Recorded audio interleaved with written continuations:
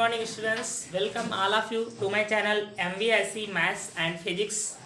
इन दिनों आप पढ़ रहे हैं लेसन नंबर 7 के न्यूमेरिकल क्वेश्चंस और आज आपका पहला क्वेश्चन होगा क्वेश्चन नंबर 35 नंबर क्वेश्चन है 500 गॉस के चुंबकीय क्षेत्र के लंबवत। ये 500 गॉस जो दिया है ये चुंबकीय क्षेत्र है बी इक्वल टू ये दिया है 500, ये गॉस में है, इसको चेंज करना पड़ेगा आपको टेस्ला में। 1 टेस्ला इक्वल टू होता है 10 की पावर 4 गॉस। गॉस छोटा मात्रक है, तो अगर एक गॉस में हम पूछे टेस्ला कितने होते हैं तो 10 की पावर माइनस आ जाएगी ना। 1 गॉस इक्वल टू टेस्ला में है तो 10 की पावर माइनस 4 टेस्ला। तो इतने गॉस में कितने हो जाएंगे 500 गुणे 10 की पावर माइनस 4 टेस्ला। ये समझ लीजिए 1 गॉस में इतने टेस्ला होते हैं तो 500 गॉस में इतने टेस्ला। ये चुंबकीय क्षेत्र हो गया। क्षेत्र के लंबवत एक वैद्युत क्षेत्र लगाया गया है। देखो ये चुंबकीय क्षेत्र था, क्षेत्र के लंबवत एक वैद्युत क्षेत्र लगाया गया है।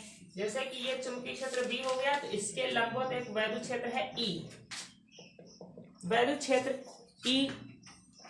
वैद्युत क्षेत्र उत्पन्न करने के लिए प्लेटों के मध्य विभवांतर इतने वोल्ट तथा दूरी इतने सेंटीमीटर है। 2 प्लेटें कोई ली गई हैं इस प्रकार से। देखो इसको मिटाओ, मात्रक तो समझ गया। ये जैसे 2 प्लेट्स हैं यहाँ पर, तो मान लीजिए चुंबकीय क्षेत्र अंदर की ओर था ऐसे, ठीक, और वैद्युत क्षेत्र इसके लंबवत है। तो वैद्युत क्षेत्र की डायरेक्शन आप ये मान लीजिए ई है और चुंबकीय क्षेत्र किधर है अंदर की ओर है। ये वैद्युत क्षेत्र उत्पन्न करने के लिए प्लेटों के मध्य विभवांतर लगाया गया है 600 वोल्ट का। इनके बीच जो वोल्टेज है वो है 600 वोल्ट का विभवांतर लगाया गया। इसका मतलब यहाँ पर अवश्य ही पॉजिटिव नेगेटिव चार्ज यहाँ पर रहे होंगे। विभवांतर का मतलब है इन प्लेटों के बीच अवश्य पॉजिटिव नेगेटिव चार्ज रहे होंगे। 600 वोल्ट तथा दूरी, प्लेटों के बीच की दूरी 2 सेंटीमीटर है। डी जो है 2 सेंटीमीटर है। 2 सेंटीमीटर 2 इंटू 10 की पावर माइनस 2 मीटर हो जाएगा। इतने मीटर है। इन दोनों क्षेत्रों के लंबवत एक अल्फा कण का वेग ज्ञात कीजिए। एक अल्फा कण का वेग क्या होगा, जबकि अल्फा कण में अविक्षेप होता है। अल्फा कण में अविक्षेप होता है मतलब ये हुआ कि वो अपने उस पर कोई बल नहीं लग रहा है। तो जब कोई बल नहीं लगता उसके लिए एक सूत्र आपने ये निकाला था, कंडीशन निकली थी V equal to E upon B. एक डेरिवेशन किए थे।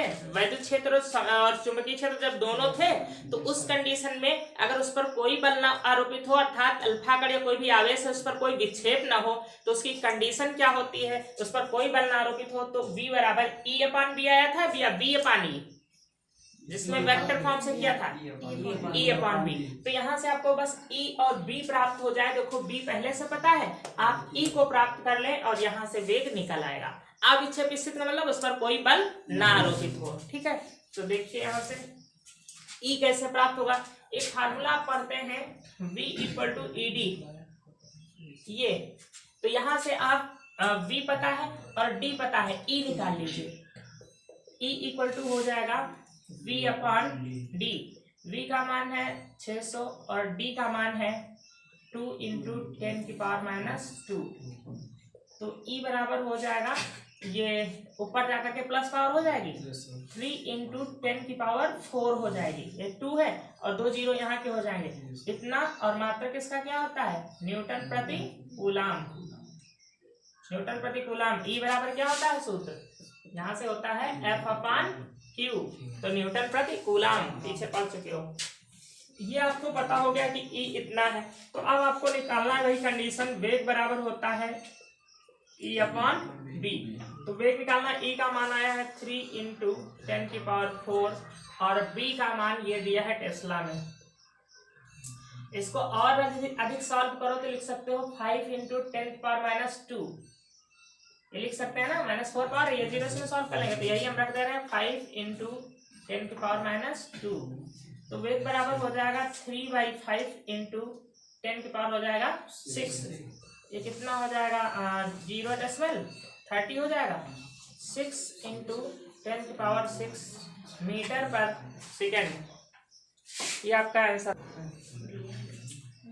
इसके बाद आप क्वेश्चन नंबर 36, 37, 38 आप सॉल्व कर लेंगे। देखो इसमें आपको यही फार्मूला रखना है, बराबर आई बी एल साइन थीटा। आपको आई दिया है, बी दिया है, एल दिया है, बस आपको एफ निकालना है। तो ये तीनों आप अपने आप सॉल्व करेंगे। बताएंगे हम 39 नंबर क्वेश्चन है। देखिए एक जो है मैग्नेटिक फील्ड है, ये डॉट रखे हुए हैं यहाँ पर, तो इसका मतलब है मैग्नेटिक फील्ड हो गया बाहर की ओर, कागज के तल के लंबवत बाहर की ओर हो गया। इसमें एक फ्रेम रखा है इस प्रकार से वर्गाकार, यहां से ये वायर कनेक्ट किया गया है पी क्यू आर एस, और यहां से एक वायर कनेक्ट किया गया। करंट यहां से निकल रहा है कितने एम्पियर? 2 एम्पियर। यहां से आ रहा है 2 एम्पियर।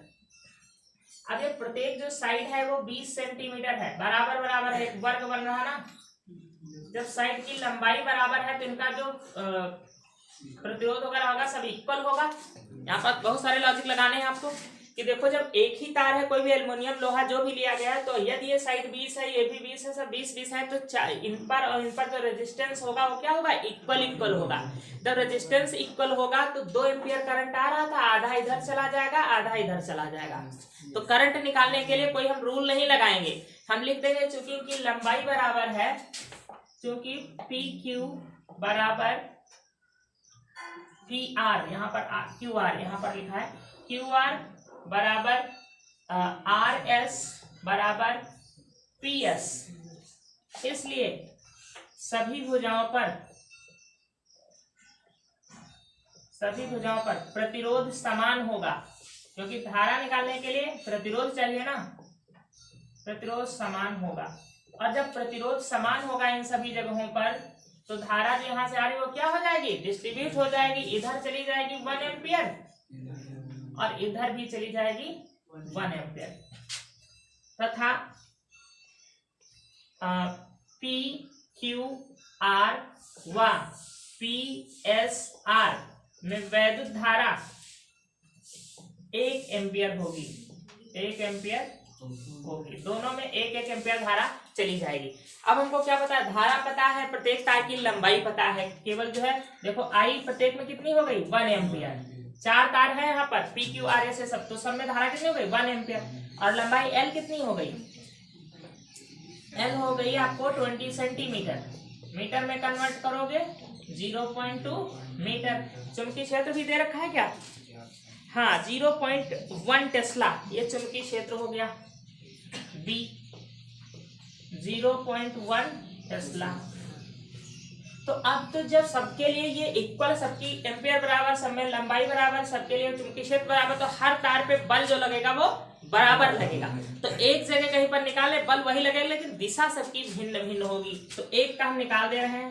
अतः तार पी क्यू पर आरोपित बल F बराबर आई बी एल, 90 डिग्री हो जाएगा वो साइन का मान, क्योंकि तार ऐसे रखा है, चुंबकीय क्षेत्र बाहर की ओर। I है 1 एम्पियर, B का मान है 0.1 और L है 0.2, तो कितना आ जाएगा? 2 आएगा, और 2 अंक बाद 0.02। इतने न्यूटन का फोर्स अप्लाई होगा प्रत्येक पर। आप दिशा देखिए, फ्लेमिंग के बाएं हाथ के नियमानुसार ज्ञात करोगे। अब मैग्नेटिक फील्ड है बाहर की ओर, तो ये हमको इससे नहीं निकाल पाएंगे, मोड़ नहीं पाएंगे। इसका दाएं हाथ की हथेली का नियम नंबर 2 लगा दीजिए। इसको करेंगे चुंबकीय क्षेत्र की दिशा में और अंगूठा करेंगे धारा की दिशा में। तो चुंबकीय क्षेत्र ये भी नहीं मोड़ पाए, कैसे मोड़ेंगे? देखो उधर अंगूठा जाएगा और अंगुलियां किधर करना? बाहर करना है हमको। इधर से हो सकता है। देखो कौन सा रूल लगाए? चुंबकीय क्षेत्र इसको बाहर की ओर करे ऐसे, देखो इसको बाहर की ओर किया चुंबकीय क्षेत्र को, और मध्यमा किधर जा रही है? धारा की दिशा में। तो अंगूठा नीचे आएगा, यहाँ पर यूज करके नहीं बनना, समझ पा रहे हो? नहीं, इसको अगर लगाएंगे तो इसको हमको अंगुलियों को करना है बाहर ऐसे, या फिर करें शेष नाग बन गया ना, इसको करें और इसको जो है धारा की दिशा में, थैली नीचे आ जाएगी। आप कम समझ लो, चलो ठीक बात, सब समझ लो। तो ये इसकी डायरेक्शन नीचे हो जाएगी। अच्छा, अब दूसरे का ये इस पे देखिए, चुंबकीय क्षेत्र को बाहर की ओर किए ऐसे, चुंबकीय क्षेत्र तुम्हारी तरफ हुआ और माध्यमा नीचे जाएगी, तो इस पर बल किधर लगेगा? इधर की ओर लगेगा। तो सबकी बस डायरेक्शन आपको फाइंड करना, बल बराबर ये F2 हो गया। अब इस पे आ जाइए, करंट नीचे की ओर है, करंट नीचे की ओर अर्थात माध्यमा को करेंगे नीचे की ओर, चुंबकीय क्षेत्र बाहर की ओर, तो इस पर बल लगेगा इस डायरेक्शन में F3। इस पर देखिए करंट ऐसे जा रहा है और मैग्नेटिक फील्ड बाहर की ओर है, ये मैग्नेटिक फील्ड हो गया बाहर की ओर, करंट जा रहा है उधर की ओर, तो बल लगेगा नीचे की ओर। ये बल आपके सभी प्राप्त हुए। तो सबकी दिशा आप अलग अलग बता दोगे और बल सब पर क्या होगा, इक्वल होगा, क्योंकि सबकी लंबाई बराबर है, सबका करंट बराबर है। तो देखिए परिणामी बल निकालना था, क्या निकालना था, इस पर लिखा था प्रत्येक भुजा पर बल लगेगा कितना, 0.2 न्यूटन। ठीक है, अब सब में दिशा देखिए, PQ व RS पर नीचे की ओर, PQ पर नीचे की ओर है और RS पर भी नीचे की ओर है, और QR और PS पर बाईं ओर लेफ्ट साइड में लगेगा। तो बस दिशा बताना था, फोर्स इतना ही लगेगा। क्वेश्चन बहुत बड़ा लिखा है, आंसर में कुछ नहीं, समझ पाए। दिशा आपको डिसाइड करना है रूल लगा करके, बाकी जो है ये आंसर आपका इतने न्यूटन आएगा हर एक। 40 नंबर क्वेश्चन और देख लीजिए, शायद डिफिकल्ट आपको लगे। ये है तार के एक 10 सेंटीमीटर भुजा वाले समबाहु त्रिभुज। समबाहु त्रिभुज तो जानते हैं, तीनों भुजाएं बराबर हैं और इसकी प्रत्येक की लंबाई है 10 सेंटीमीटर, ABC। समबाहु त्रिभुज प्रत्येक की भुजा है 10 सेंटीमीटर में 5 एम्पियर धारा है। इसे 2 टेस्ला के चुंबकीय क्षेत्र में रखा गया है जो कि त्रिभुज के तल के लंबवत है। त्रिभुज की भुजाओं पर चुंबकीय बल ज्ञात कीजिए। ये इजी है, देखो प्रत्येक में करंट दे रखा है कितना, सब में इस प्रकार से इसमें करंट चल रहा है, क्योंकि करंट का कोई वो डायरेक्शन नहीं बताया है। ताकि 10 सेंटीमीटर भुजा वाले समबाहु त्रिभुज में 5 एम्पियर की धारा, यहाँ प्रत्येक में 5 एम्पियर की धारा जा रही है, सबके लिए ये हो गया। ठीक है, तो I इक्वल टू हो गया 5 एम्पियर और L हो गया कितना, 10 सेंटीमीटर, 10 सेंटीमीटर तो 0.1 मीटर हो गया। ये सबके लिए सेम है और 2 टेस्ला का चुंबकीय क्षेत्र है B, 2 टेस्ला। तो दिशा तो कहा नहीं, केवल बल ज्ञात करना है, प्रत्येक भुजा पर लगने वाला बल। B लंबवत है त्रिभुज की प्रत्येक भुजा पर लगने वाला बल, और ये तो कुछ नहीं है इसमें, इजी था, हमने ऐसे ही ले लिया, इसको समझ लीजिए। जब चुंबकीय क्षेत्र लंबवत है, चाहे अंदर की ओर है बाहर की ओर हो, तो फिर इस पर जो बल लगेगा वो धारा और चुंबकीय क्षेत्र के लंबवत लगेगा। आंसर आपको ये होना चाहिए बस। I का मान हो गया 5 एम्पियर, B का मान 2 और ये हो गया 0.1। ये 10 आ जाएगा, एक अंक बाद 1 न्यूटन फोर्स हो जाएगा। और अब दिशा कैसे बताओगे, अब इसमें लेफ्ट राइट तो बता नहीं पाओगे, तो इसमें कहोगे कि प्रत्येक तार पर जो बल लगेगा तो वैद्युत धारा और चुंबकीय क्षेत्र के लंबवत होगा। बस ये बताना है यहाँ पर बल की दिशा, कि वैद्युत धारा और चुंबकीय क्षेत्र के लंबवत होगा। देखिए क्वेश्चन नंबर 41, ये 2 पटरियां हैं ऐसे बिछी हुई है उत्तर दक्षिण दिशा में, इनके बीच की दूरी जो कहा है वो 2 × 10⁻² मीटर है। अब इस पर बेलन आप रख चाहे जितना बढ़ा दीजिए, उसकी लंबाई जो ली जाएगी वो कितनी ली जाएगी, केवल इतनी ही जितनी पटरियों के बीच की दूरी है। अगर बेलन लंबा भी है, इधर साइड में निकल जाएगा, इधर निकल जाएगा, लेकिन बेलन की लंबाई हम लेंगे कितनी, केवल D के बराबर। तो ये जो D है ये इस चालक की लंबाई का काम करेगी। आपको बेलन पर लगने वाला बल ज्ञात करना है, तो उसकी जो लंबाई होगी किसके बराबर ली जाएगी, D के बराबर ली जाएगी। तो चालक की लंबाई L बराबर हो जाएगी 2 × 10⁻² मीटर। बेलन चाहे जितना इधर बढ़ा लीजिए, लेकिन इसमें जो करंट जाएगा वो केवल इतने भाग में जाएगा जितना कि यहाँ से P से Q तक है। ठीक, और इसमें I दे रखा है, I कितना है, 3 एम्पियर है। ठीक है, सब कुछ तो पता है। अब लगने वाला बल ज्ञात करना है। F चुंबकीय क्षेत्र बाहर की ओर है, तो देखिए बल लगेगा किधर की ओर, ये हो गया चुंबकीय क्षेत्र, ठीक, बाहर की ओर, और करंट किधर जा रहा, नीचे की ओर। बेलन में केवल देखिए और कहीं नहीं, तो बेलन में करंट ये नीचे की ओर जा रहा, तो बल किधर लगेगा, उत्तर दक्षिण, उत्तर दिशा में। इस पर जो बल लगेगा उत्तर दिशा में, ये अपने आप इधर की ओर खिसकने लगेगा F फोर्स के द्वारा, IBL, और करंट ऐसे जा रहा है, चुंबकीय क्षेत्र बाहर की ओर, एंगल कितना, 90 डिग्री। I हो गया 3, B का मान हो गया 2 × 10⁻², L हो गया, नहीं L का मान ये है, चलो B का मान बाद में रख दे रहे हैं। ठीक है, B का मान बाद में रख दिया है, L का मान पहले। मल्टीप्लाई कर लीजिए, कितना हो जाएगा, 6 × 1.2 × 10⁻², 7.2 × 10⁻² न्यूटन, किधर की ओर, उत्तर की ओर। उत्तर की ओर। देखिए क्वेश्चन लिखने के बाद इसमें कुछ भी नहीं था, ज्यादा कुछ नहीं करना पड़ा आपको, बस इतना काम करना था।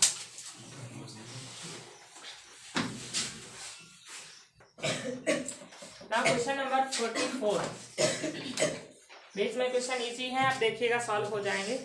एक 60 सेंटीमीटर लंबाई का और 10 ग्राम द्रव्यमान का तार 0.4 टेस्ला के चुंबकीय क्षेत्र में लचीले तारों के एक युग्म द्वारा लटकाया गया है। देखिए यहाँ पर ये दो तार दिए हुए हैं इस प्रकार से, और इनके द्वारा यहाँ पर स्प्रिंग लगा करके लचीले तार द्वारा मान लीजिए एक तार को लटकाया गया है। ये वो तार है जो कि लटक रहा है यहाँ पर, ठीक। इसका द्रव्यमान कितना है? 10 ग्राम, ठीक। ये द्रव्यमान हो गया इसका m, ये दिया हुआ है 10 ग्राम, और इसकी लंबाई जो दी हुई है l कितना है? 60 सेंटीमीटर। तो इसकी लंबाई l हो गई 60 सेंटीमीटर, बराबर हो जाएगी 0.6 मीटर। 100 से डिवाइड करेंगे, और इसका जो द्रव्यमान हो जाएगा यहाँ पर लिख लीजिए तार का द्रव्यमान, तार का द्रव्यमान m बराबर हो जाएगा 10 ग्राम। इसको किलोग्राम में बदलोगे तो हो जाएगा 10, और भाग करोगे कितने से? 1000 से, तो आ जाएगी 10⁻² किलोग्राम, ठीक। किलोग्राम में रखना है क्योंकि यहाँ पर वृद्धि त्वरण रखना पड़ेगा, जो कि किसमें होगा? एम के सिस्टम में होगा। ये दिया हुआ है, और चुंबकीय क्षेत्र B का मान है 0.04 टेस्ला। ये चुंबकीय क्षेत्र यहाँ पर दे रखा है कि लचीले तार द्वारा लटकाया गया है। क्षेत्र की दिशा कागज के तल के लंबवत नीचे की ओर है, चुंबकीय क्षेत्र अंदर की ओर है। एक क्रॉस यहाँ पर बना दीजिए, ये चुंबकीय क्षेत्र अंदर की ओर है। तल कागज के क्षेत्र की दिशा कागज के तल के लंबवत नीचे की ओर है। लटकने वाले तारों के तनाव समाप्त करने के लिए प्रवाहित धारा का मान एवं दिशा ज्ञात कीजिए। देखो अब बहुत इजी हो गया क्वेश्चन। आपको क्या करना है कि इसमें कितनी वैद्युत धारा प्रवाहित की जाए और किधर प्रवाहित की जाए, कि ये जो तार है, स्प्रिंग है, इनमें जो तनाव है वो 0 हो जाए। तो तनाव 0 कब हो जाएगा? जब इस पर कोई बल ऊपर की ओर लगे और इतना आरोपित हो जितना नीचे mg इसका भार है। नीचे की ओर भार W बराबर क्या हो जाएगा? mg। भार होता है W बराबर mg। तो तार का भार नीचे की ओर इसको खींच रहा है, उसी के कारण तो इसमें तनाव था, इन रस्सियों में जो स्प्रिंग लगे हैं। तो अगर कोई बल ऊपर की ओर इतना ही बल आरोपित कर दे जितना कि ये mg था, तो mg और f दोनों परस्पर बराबर बराबर हो जाएंगे और तार वहीं पर बैलेंस रहेगा। अगर तार पर कोई बल नहीं आरोपित होगा तो वहीं पर रुका रहेगा और इनमें तनाव क्या हो जाएगा? 0 हो जाएगा। तो यहाँ पर आप बताएंगे धारा की दिशा तो भी फ्लेमिंग के नियम से ज्ञात करेंगे।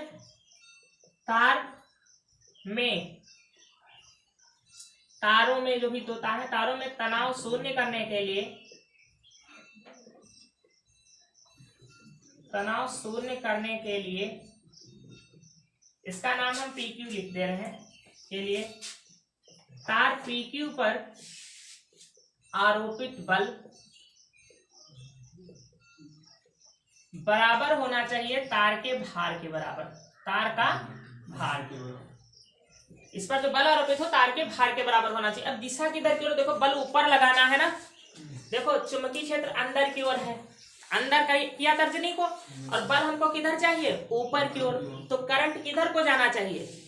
P से Q की ओर, P से Q की ओर, या कहो दाईं ओर जाना चाहिए करंट। तो दिशा तो यहीं से निकल आएगी, करंट जो आई है ये जाना चाहिए P से Q की ओर। तो आरोपित बल हो जाएगा F बराबर होता है I/V/L, और ये भार हो जाएगा आपका mg। जी जहां पर वृत्तीय त्वरण होता है, कोई भी वस्तु नीचे किस बल से खींची जाती है? mg से, ठीक। तो यहाँ पर I का मान आपको निकालना है। I बराबर हो जाएगा mg/PL। m कितना है? 10⁻⁻² kg। g का मान 9.8 होता है। अगर आप 10 रख लेंगे तो अबाउट में आंसर आ जाता है। जानते हैं फिजिक्स में हम 10 रख लेंगे कहीं पर, कोई दिक्कत नहीं है। अपॉन b कितना है? 0.4, और L कितना है? 0.6 है। ये I निकलेगा यहाँ से, ऊपर ये हो जाएगा 10⁻⁻1, और नीचे कितना हो जाएगा? 0.24। तो I इक्वल टू आ जाएगा, यहाँ से डेसिमल हटाएंगे तो ऊपर 2 जीरो बढ़ेंगे तो ऊपर क्यों 10 बचेगा बस। देखो 2 जीरो बढ़े तो 100 हुआ, लेकिन एक इससे कट जाएगा 10/24, या इसको आप लिख सकते हो 5/12। भाग कर लो, 50 हो जाएगा, 12×48 कितना बचेगा, 2 बचेगा, 20 हो जाएगा, 8 बचेगा, 80 हो जाएगा। लगभग इतने एम्पियर आप लिख लेंगे, 0.4 ये जितना भी आ रहा है 41 एम्पियर लिखा है। और बाईं ओर की ओर करंट की डायरेक्शन किधर होगी, बाईं ओर बता रहे हैं। ऐसे जब हम करेंगे तो बाईं ओर, तो ये हुआ एक मिनट, फोर्स ऊपर की ओर, चुंबकीय क्षेत्र बाहर की ओर है कि अंदर की ओर, कागज के तल के लंबवत नीचे की ओर, दाईं ओर को धारा प्रवाहित होगी। धारा जो होगी वो दाईं ओर को प्रवाहित होगी। ऐसे देखिए चुंबकीय क्षेत्र अंदर की ओर, बल ऊपर लगाना है तो वैद्युत धारा किधर जाएगी, दाईं ओर जाएगी। गलत, क्या लिखा दाईं। नाउ क्वेश्चन नंबर 46 है, एक इलेक्ट्रॉन पुंज में 5 माइक्रो एम्पियर की धारा है। एक इलेक्ट्रॉन पुंज में 5 माइक्रो एम्पियर की धारा है। I = 5 micro ampere. Micro ampere को एम्पियर में चेंज करो, 10⁻⁶ एम्पियर हो जाएगा। ये करंट हो जाएगा AMP, ये एम्पियर हो गया। गणना कीजिए प्रति सेकंड किसी बिंदु से कितने इलेक्ट्रॉन गुजर रहे हैं प्रति सेकंड। T = कितना, 1 सेकंड। याद करना प्रति सेकंड कितने इलेक्ट्रॉन गुजर रहे हैं, अर्थात निकालना इलेक्ट्रॉनों की संख्या। ठीक है, कितने इलेक्ट्रॉन का मतलब इलेक्ट्रॉनों की संख्या। n बराबर, तो आप एक फार्मूला जानते हैं, Q = Ne। पढ़ा पीछे कहीं, यहाँ से n बराबर क्या हो जाएगा, Q/E, और Q बराबर होता है IT। Q बराबर IT होता है ना, तो n इलेक्ट्रॉनों की संख्या हो जाएगी IT/E। बस यही करना, I का मान हो गया 5 × 10⁻⁻⁶, T का मान 1 सेकेंड, एंड 1.6 × 10⁻⁻19 ये इलेक्ट्रॉन का चार्ज होता है। n = ये हो जाएगा 50/16 हो जाएगा। यहाँ 10 हटाओगे, 19 ऊपर ले जाओगे, प्लस की हो जाएगी, तो पावर कितनी हो जाएगी, 13। 19 में से 6 माइनस हो जाएगा, 25/8। इसको 2 से डिवाइड कर दिया, कितना आ जाएगा, 24, 8 से 24 के वो जो है बचेगा 1, हो जाएगा 10, कितनी बार जाएगा, 8, 2, 5, ऐसे कुछ आ जाएगा। देखिए डिवाइड तो कर ही लेंगे ना। इतने इलेक्ट्रॉन 3.125। हाँ, दूसरा है इसमें पुंज 50 सेंटीमीटर की दूरी पर कितना चुंबकीय क्षेत्र उत्पन्न करता है। अब ये मान लीजिए कि ये जा रहा है इलेक्ट्रॉनों का झुंड। इलेक्ट्रॉन पुंज का मतलब होता है एक इलेक्ट्रॉनों का पुंज का मतलब होता है इलेक्ट्रॉन गैस, इसको कह सकते हैं, एक निश्चित डायरेक्शन में जा रहे हैं। तो जब इलेक्ट्रॉन जा रहे हैं तो उसके विपरीत करंट प्रवाहित हो रहा होगा, और ये इतने एम्पियर दे रखा है। तो इस पुंज में करंट दे रखा है कि 5 × 10⁻⁶ कितना है, 6 एम्पियर है। जब इस इलेक्ट्रॉन पुंज में करंट को दे रखा है तो इससे कितनी दूरी पर, R = 50 सेंटीमीटर दूरी पर, अर्थात R = 0.5 मीटर की दूरी पर यहाँ पर चुंबकीय क्षेत्र ज्ञात करना है। तो इलेक्ट्रॉन पुंज जिस रास्ते पर चलता है तो समझ लीजिए एक तारनुमा स्ट्रक्चर बनाता है, या एक ये तार हो गया उसमें करंट चल रहा है। तो यहाँ पर चुंबकीय क्षेत्र ज्ञात करना है आपको। B = μ0/2πI/R, ये फार्मूला लगेगा। इलेक्ट्रॉन पुंज जिस डायरेक्शन में चल रहा होता है, मान लेते हैं कि एक तार है, उस तार में इलेक्ट्रॉन सभी चल रहे हैं जिसके कारण करंट फ्लो हो रहा है। तो B = हो जाएगा 2 × 10⁻⁷, I का मान हो गया 5 × 10⁻⁶ एम्पियर, और R कितना है, 0.5। ये डेसिमल हटाएंगे यहाँ तो 50 हो जाएगा, भाग कर देंगे तो यहाँ पर कितना आएगा, 10। 2 × 10⁻⁻6 और -7 -13 हो गई, और 10 यहाँ पर एक निकल जाएगी तो बचेगी -12। इतने टेस्ला ये आपका दूसरा आंसर हो जाएगा कि चुंबकीय क्षेत्र कितना उत्पन्न होगा R मीटर की दूरी पर। ये दूसरा हो गया आपका। हाँ, ये था 50 सेंटीमीटर दूरी पर कितना चुंबकीय क्षेत्र उत्पन्न करेगा। नोट कर लीजिए पूरा। 47 नंबर देखिए, 47 नंबर आपका क्वेश्चन है, एक लंबे सीधे तार में 10 एम्पीयर की धारा है, इससे 10 सेंटीमीटर 20 एम्पीयर की धारा है और 10 सेंटीमीटर दूरी पर एक इलेक्ट्रॉन, देखिए एक ये तार मान लीजिए ऐसे जा रहा है, इसमें धारा है 20 एम्पीयर की और इससे 10 सेंटीमीटर की दूरी पर 10 सेंटीमीटर दूरी हो गई यहाँ पर, इससे 10 सेंटीमीटर की दूरी पर एक इलेक्ट्रॉन 1×10⁶ मीटर प्रति सेकंड के वेग से गतिमान है। यहाँ पर एक इलेक्ट्रॉन गतिमान है, अभी नहीं पता किधर गतिमान, आगे देखेंगे। इसका वेग दे रखा है 1×10⁶ मीटर प्रति सेकंड। इस चाल से एक इलेक्ट्रॉन गतिमान है। इलेक्ट्रॉन पर बल क्या लगेगा? अब इलेक्ट्रॉन पर बल ज्ञात करना है तो इसका मतलब पहले यहाँ पर हमको चुंबकीय क्षेत्र ज्ञात करना पड़ेगा, तब हम बल ज्ञात करेंगे F बराबर IBL से, ठीक है। अब इलेक्ट्रॉन कई दिशा में गतिमान लिखा है, जब यह तार के समांतर धारा की दिशा में गतिमान है। देखो अगर धारा हमने उधर लिया तो जब ये इलेक्ट्रॉन उसी दिशा में गतिमान है तब इस पर बल कितना लगेगा ये ज्ञात करना है। अलग अलग कंडीशन है तो बल बाद में ज्ञात करें, पहले हम बिंदु P पर चुंबकीय क्षेत्र ज्ञात कर लें। बिंदु P पर चुंबकीय क्षेत्र किस फार्मूले से निकालेंगे? वही अनंत लंबाई के चालक I/R होता है, I/R। B = 2×10⁻⁷ I हो गया 20 एम्पियर। देखिए ये एम्पियर 20 ही है यहाँ पर, अपान R है 10 सेंटीमीटर, इसको मीटर में रखना है 0.1 हो जाएगा। तो B = डेसिमल हटाएंगे, यहाँ 200 हो जाएगा, आ जाएगा 4×10⁻⁵ टेस्ला। अब इसका आप डायरेक्शन ज्ञात कर लीजिए क्योंकि भी जरूरत पड़ेगी। देखो डायरेक्शन किससे ज्ञात करेंगे? दाहिने कह देंगे नियम नंबर 1 से। तो हमने यहाँ गुलियां किया, जिधर चुंबकीय क्षेत्र ज्ञात करना है, अंगूठा किधर क्या? धारा की दिशा में। तो चलिए अंदर की ओर जा रही ना, तो चुंबकीय क्षेत्र अंदर की ओर हो गया श्योर, ठीक। चुंबकीय क्षेत्र अंदर की ओर हो गया। अब हम बल की दिशा ज्ञात करेंगे। चुंबकीय क्षेत्र पहले पता होगा, चलो यहाँ लिख देते हैं अंदर की ओर, अंदर की ओर। अब ये नहीं बदलेगा, इसकी डायरेक्शन यही रहेगी सदैव अंदर की ओर। अब इलेक्ट्रॉन जा रहा है उस डायरेक्शन में, धारा की दिशा में, तो बल देखिए किधर लगेगा? चुंबकीय क्षेत्र मैंने तर्जनी को अंदर किया और धारा जो है इलेक्ट्रॉन की विपरीत दिशा में चलेगी। धारा की इसको विपरीत दिशा में करेंगे, माध्यमा को हम इधर ले जाएंगे, ऐसे करेंगे। देखो तर्जनी अंदर की ओर, क्या चुंबकीय क्षेत्र अंदर है, धारा इलेक्ट्रॉन चल रहा है इधर धारा की दिशा में, धारा चलेगी यहाँ पर, धारा की दिशा हम क्या लेंगे? अपोजिट। जब बल के लिए हम धारा लेंगे तो इलेक्ट्रॉन जिधर चल रहा है उसके अपोजिट डायरेक्शन में लेंगे। अब इस धारा से कोई मतलब यहाँ पर नहीं है, तो ये धारा की दिशा में किया तो बल किधर लगेगा? नीचे की ओर। तो इलेक्ट्रॉन जो होगा वो तार से दूर भागेगा, अर्थात ये ऐसे गति करते हुए ऐसे दूर भागता हुआ चलाएगा। तो इस पर जो बल लगेगा F नंबर 1, F बराबर IBL। I का मान हो जाएगा यहाँ पर 20 एम्पियर। 1 मिनट,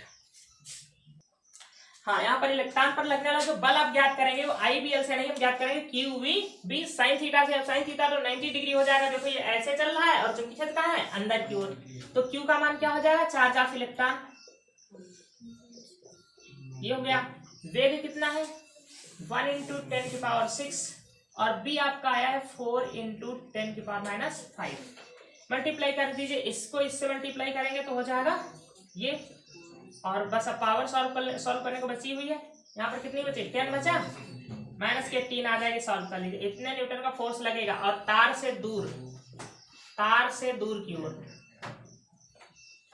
या आप यहाँ पर चित्र के अनुसार नीचे की ओर भी कह सकते हैं, तार से दूर की ओर।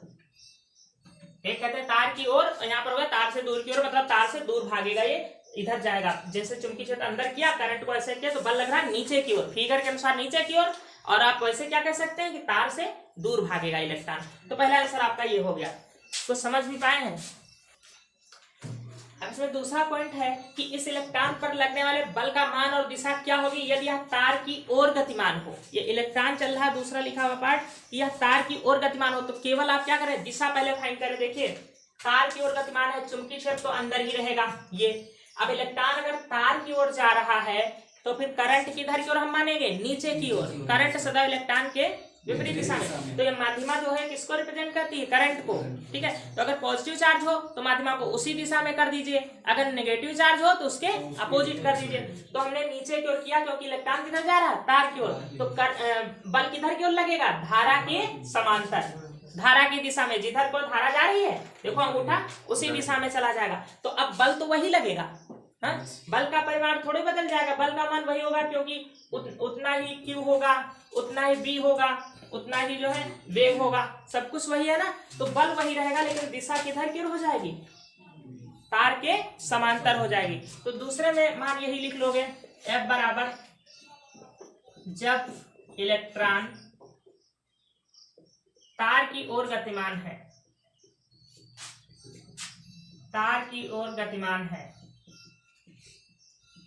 तो बल F यही होगा 6.4 इंटू 10⁻⁻18 न्यूटन। और इसकी दिशा क्या हो जाएगी?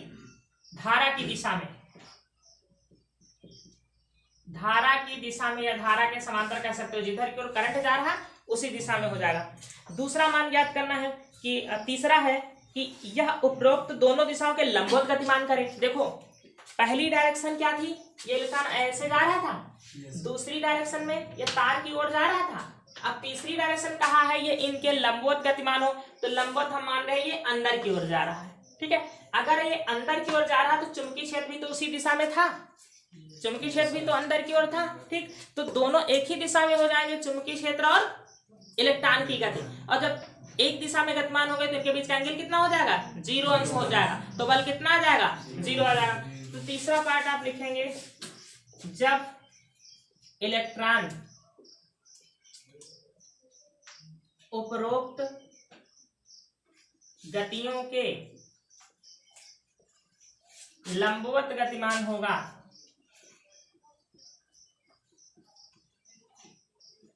लंबवत गतिमान होगा तो थीटा बराबर 0 हो जाएगा, क्योंकि लंबवत का मतलब है अंदर की ओर, और अंदर की ओर चुंबकीय क्षेत्र था, चाहे बाहर की ओर करो चाहे अंदर की ओर करो, तब B और इसकी गति, वेग और चुंबकीय क्षेत्र के बीच का कोण कितना हो जाएगा? 0 अंश हो जाएगा, थीटा 0। तो F बराबर फार्मूला लगाओगे IBL sin 0 लिखना पड़ेगा। अभी तक sin 90 डिग्री था, अब IBL का मान कुछ भी हो, sin 0 का मान क्या होता है? 0। तो फोर्स हो जाएगा 0 न्यूटन। ये इंपॉर्टेंट क्वेश्चन था बहुत ही।